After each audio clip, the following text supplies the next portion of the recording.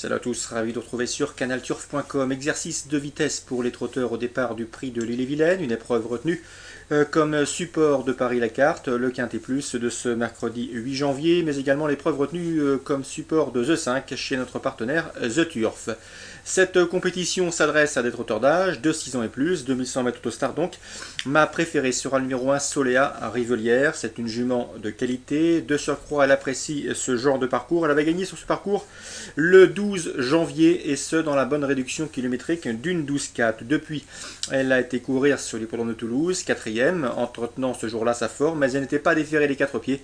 Inutile de vous dire que cette course avait surtout pour but de préparer ce nouveau quintet ici.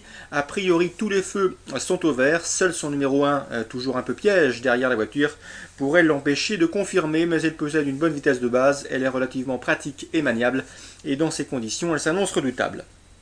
Je lui poserai le numéro 14, Out Southwind, présenté de Rivet Pierre Lévesque. Le cheval reste sur 2 places de deuxième, encourageant dès lors, dont une sur ce tracé en 1,13 et fraction.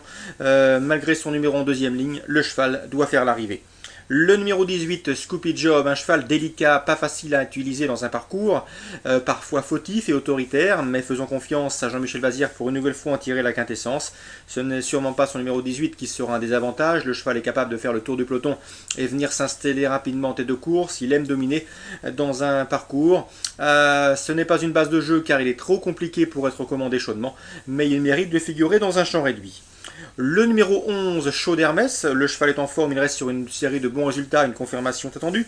Le 7, Célessao de Loup, elle aussi a prouvé qu'il fallait compter avec elle dans ce genre de compétition. Célessao de Loup dépend d'entraînement très en forme de la famille Abrivard, Laurent Claude, le père pour entraînement, et Alexandre, le fils, à la drive.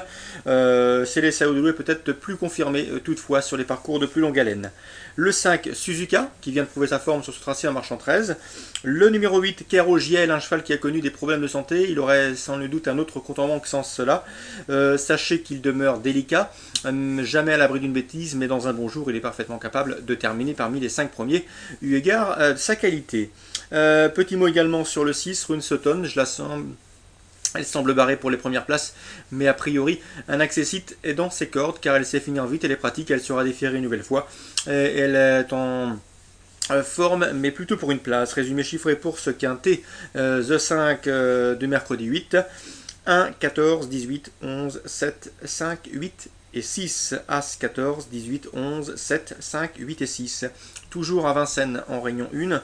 Sachez que j'ai pu m'entretenir avec Clément Casseron. Clément Casseron qui est l'homme de confiance de Philippe Delon, le manager de l'écurie Quickstar, les Tango Quick, Save the Quick et consort.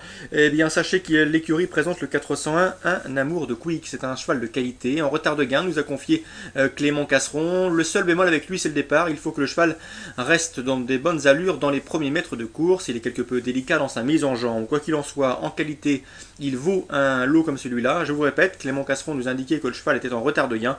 Donc, à mon avis, s'il s'élance sur la bonne jambe, il va falloir compter très sérieusement avec lui. Je lui opposerai le 405 Ulster Perrine qui vaut beaucoup mieux que ne l'indiquent ses derniers classements. Il est déféré des postérieurs pour la première fois de sa carrière, mieux vaut donc le racheter.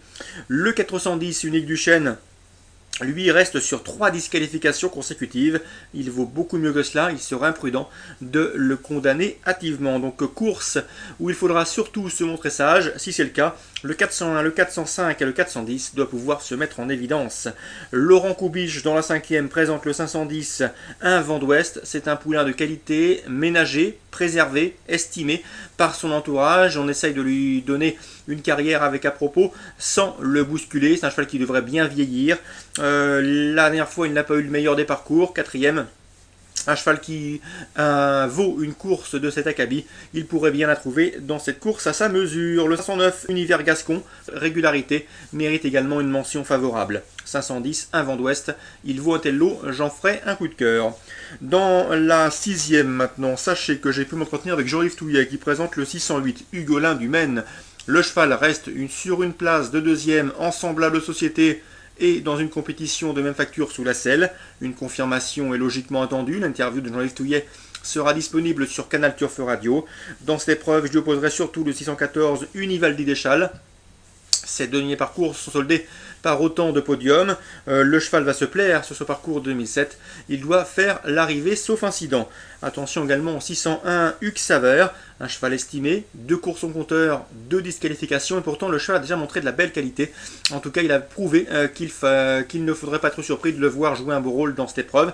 J'imagine que son jockey aura surtout comme ordre d'essayer de lui tracer un parcours complet au trot et d'assurer ses premiers gains, histoire d'éviter ensuite de chercher l'argent.